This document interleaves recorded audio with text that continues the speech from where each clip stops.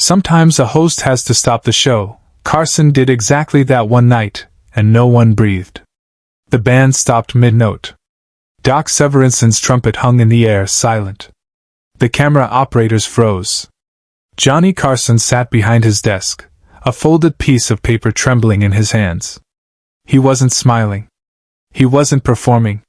For the first time in 4,600 episodes, Johnny Carson had stopped being a host and become something else entirely. A witness to grief so profound that comedy had no place in the room. In the guest chair sat a man named Robert Mitchell, 53 years old, wearing a simple button-down shirt. His hands gripping the armrests like they were the only things keeping him upright. And on Carson's desk, between the coffee mug and the stack of cue cards, lay an envelope that had traveled 25 years and 6,000 miles to arrive at this exact moment. Inside that envelope was a letter. The last words of a father who never came home from Korea. But how did we get here? How does a late-night comedy show become the stage for a moment that would change everyone who witnessed it? Subscribe and leave a comment, because the most powerful part of this story is still ahead. It was a Tuesday, October 1977. The Tonight Show starring Johnny Carson was in its 16th year. By then, Carson had interviewed presidents, movie stars, musicians, athletes.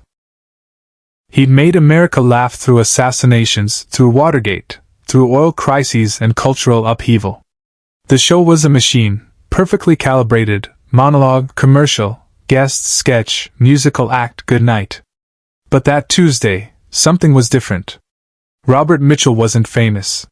He wasn't an actor or a comedian or a senator. He was a high school teacher from Dayton, Ohio. He taught history. And he had written a letter to The Tonight Show 6 months earlier. A letter that almost didn't get read. In it, he explained that his father, Sergeant William Mitchell, had died in Korea in 1952. Robert was 2 years old. He never knew his father. Never heard his voice. Never felt his hand on his shoulder. For 51 years, all he had were photographs and other people's memories. But recently, something had changed. A package had arrived from the Department of Defense. Inside were personal effects recovered from a footlocker stored in a military warehouse for decades. Among the items, dog tags, a wedding ring, a small Bible, and a sealed envelope addressed, "To my son." The letter had been written 3 days before Sergeant Mitchell was killed. It had never been delivered. It sat in a warehouse in Maryland for a quarter century, waiting. Robert Mitchell didn't know what to do with it. He couldn't open it alone. The weight of it terrified him. So he did something that seemed impossible. He wrote to Johnny Carson. "I don't know if you'll read this," his letter began, "but I need someone to help me open this envelope. And for some reason, I thought of you." Carson's producer brought the letter to him during a production meeting. Carson read it twice. Didn't say a word. Just folded it, put it in his jacket pocket, and said, "Book him." No one argued. You didn't argue with Johnny. The night of the taping, Robert Mitchell sat in the green room, hands shaking. A production assistant asked if he wanted water. He shook his head. He was holding the envelope. It was yellowed, the edges soft with age. His father's handwriting on the front, Corporal William Mitchell, for delivery to Robert James Mitchell, upon notice of my death. Carson stopped mid-monologue. The entire studio froze. He was in the middle of a joke about Congress. The audience was laughing. Then he stopped. Just stopped. He looked down at his desk, then up at the camera. His face changed. The smile disappeared. "Ladies and gentlemen," he said quietly, "we're going to do something different tonight." The band didn't know what was happening. Doc looked at the drummer. The drummer shrugged. Carson motioned with his hand, cut the music. Silence. "I want to bring someone out," Carson continued. "His name is Robert Mitchell. He's not here to promote anything. He's not an entertainer. But he has a story, and I think we all need to hear it." The audience didn't applaud. They didn't know if they should. Carson stood up from his desk, something he almost never did during a monologue, and walked to the curtain himself.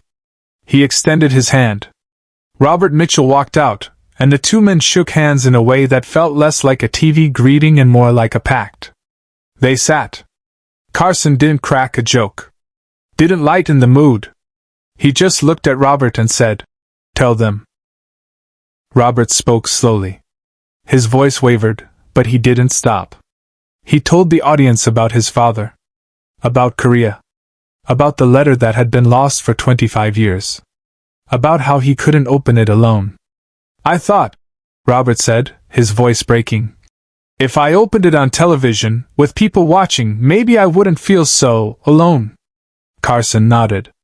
He understood. "Do you want to open it now?" Carson asked. Robert looked at him. Then at the audience. Then down at the envelope in his lap. "Yes," he whispered. Backstage, he made a choice no producer would have ever allowed. The director was signaling to cut to commercial. Carson saw him.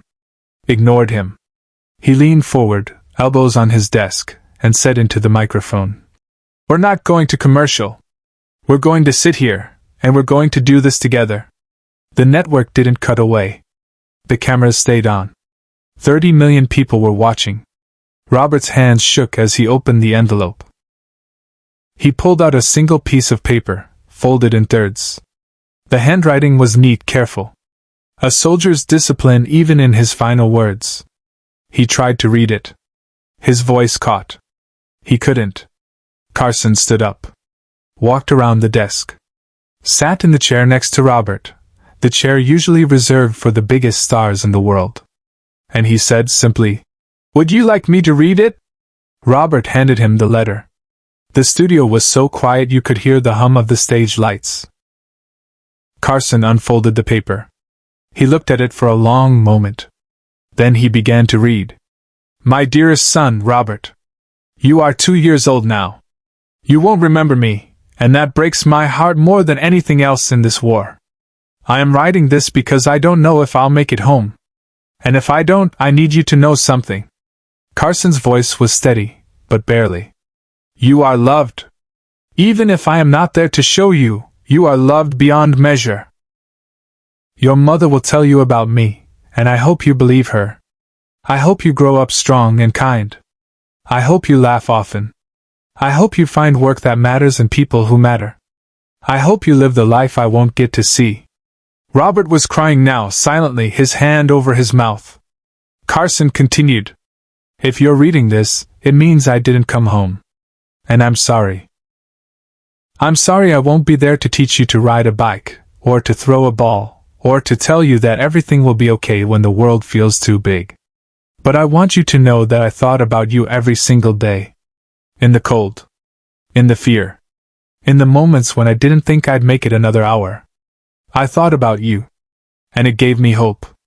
But this was the moment no one in the studio, nor anyone at home, ever saw coming." Carson stopped reading. He looked down at the letter. His jaw tightened. He took a breath. And then he read the final lines. "You will be fine, Robert. You will be more than fine. Because you carry something in you that no war, no distance, no death can take away. You carry my love. And that love is yours forever. Be good. Be brave. Be happy. Your father, William Mitchell." The silence that followed wasn't empty. It was full. Full of 30 million people holding their breath. Carson folded the letter carefully. Handed it back to Robert. And then he did something no one expected. He reached into his pocket and pulled out a handkerchief. Handed it to Robert.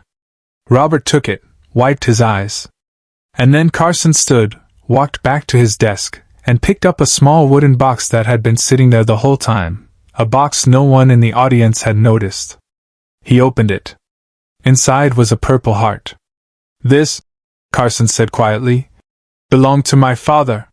He served in World War I. He never talked about it. But when he died, I found this in his drawer. And I've kept it with me ever since." He held it up to the light. "Your father was a hero, Robert. Not because he died, but because he loved you enough to write those words when he knew he might not come home. That's the bravest thing a man can do. Carson placed the Purple Heart on the desk between them. This is yours now, he said. Robert shook his head. I can't. Yes, you can, Carson said. Because your father and my father fought for the same thing. And that thing wasn't a country or a flag. It was the people they loved. It was you. The audience erupted. Not in applause, but in something deeper. A standing ovation that wasn't about performance. It was grief and recognition and collective catharsis. It was 30 million people realizing that this moment, this unrehearsed, unscripted, unpolished moment, was television doing what it was always meant to do. Making us feel less alone. Doc Severinsen wiped his eyes. Ed McMahon's voice, when he finally spoke, was rough. We'll be right back. But they didn't go to commercial. Not yet. Carson sat there with Robert for another full minute. No words. Just two men, sitting in silence, while the nation watched. When the show finally did cut away, the control room was in chaos. The director was shouting. The producers were arguing. They'd gone over time. They'd broken format. They'd violated every rule in the book. Carson didn't care. He walked Robert off stage himself, shook his hand, and said quietly, so only Robert could hear, "Your father would be proud." Robert Mitchell kept that letter for the rest of his life. He framed it, hung it in his classroom, and every year, on the anniversary of his father's death, he would read it to his students. Not to make them sad, but to remind them that love doesn't end. That words matter. That even across decades and death, a father's voice can still reach his son. The Purple Heart that Carson gave him? Robert donated it to the Smithsonian in 2003, with one condition: it had to be displayed next to his father's letter. The museum agreed. And to this day, you can see them both, side by side, in the National Museum of American History. As for Johnny Carson, he never spoke about that night publicly. Not in interviews. Not in his memoir. But people who worked on The Tonight Show said he kept a copy of that letter in his desk drawer for the rest of his tenure. And sometimes, late at night, after the audience had gone home and the cameras had been turned off, he would take it out and read it. Because that night wasn't about ratings or laughs or celebrity. It was about what happens when you stop performing and start listening. When you make space for grief. When you let someone's pain matter more than the show. Johnny Carson understood something that most people spend their whole lives trying to learn. Sometimes the most important thing you can do is just be present. To hold space. To witness. And on that Tuesday night in October 1977, in front of 30 million people, Johnny Carson stopped being a talk show host and became what we all need sometimes, a friend who stays. Share and subscribe. Make sure this story is never forgotten. The legacy of that night rippled outward in ways no one could have predicted. Within a week, The Tonight Show received over 10,000 letters from veterans, from families of veterans, from people who had lost someone and never had the chance to say goodbye. Carson read every single one. He didn't respond to all of them, he couldn't, but he read them. And he kept them. In the years that followed, other talk shows tried to replicate that kind of moment. They couldn't. Because it wasn't about format or strategy. It was about truth. And truth can't be manufactured. Robert Mitchell appeared on Good Morning America a month later. The host asked him what it felt like to open that letter on television. Robert thought for a long time before answering. "It felt," he said, "like my father was in the room. Like he'd been waiting all those years for someone to help me hear him. And Johnny made that possible." When Johnny Carson retired in 1992, Robert Mitchell sent him a letter. In it he thanked him. Not for the Purple Heart. Not for the publicity. But for something simpler and more profound. For treating his father's memory with dignity. For not turning grief into spectacle. For understanding that some moments are bigger than entertainment. Carson never responded. But a week after Robert mailed the letter, a small package arrived at his home in Dayton. Inside was a handwritten note on Tonight Show stationery. It said, "Your father's love made you who you are.